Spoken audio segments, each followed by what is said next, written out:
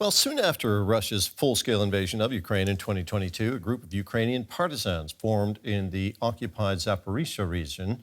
Their leader, who was just 16 years old at the time, was eventually arrested and tortured. But then he escaped with the help of detailed planning and a great deal of luck. He told his story to DW. I saw and experienced things no one should ever have to see or experience.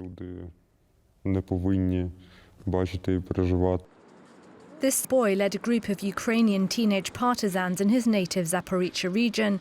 He decided to resist the Russians during the occupation from the first weeks of Russia's full-scale invasion of Ukraine. I was in 9th grade when the war came. For the first few weeks, my parents were enthusiastic, supporting our side, supporting Ukraine. But then something started to change. They started watching and listening to Russian news. We argued because I understood this was all unhealthy hype. Well, that was it. I realised the Russians were here. I could see them. I could see my enemy, and I could start taking action. Igor organised a group of young men in his hometown, 8 boys aged 14 to 18. They called themselves Pugachi, or the Owls, the symbol of Ukraine's Defence Intelligence Service. In the spring of 2022, they took Russian flags down from police stations and city buildings and burned them, then posted the videos online. This video went viral. It was even shown on a telethon. We made flyers. We developed the design and text ourselves. Threats and hints that you are not welcome here. Go home. We also passed on the locations where Russian troops and artillery were concentrated.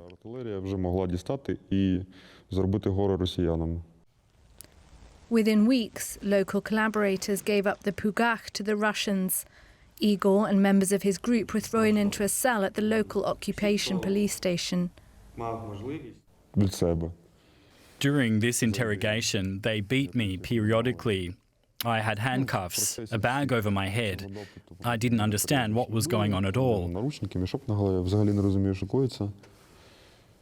They started electrocuting me. They only stopped because I was losing consciousness.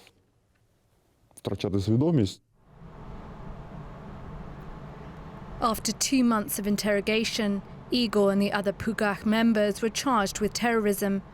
However, the Russian intelligence officers who were working on the case suddenly disappeared in the summer of 2022, and the boys were released.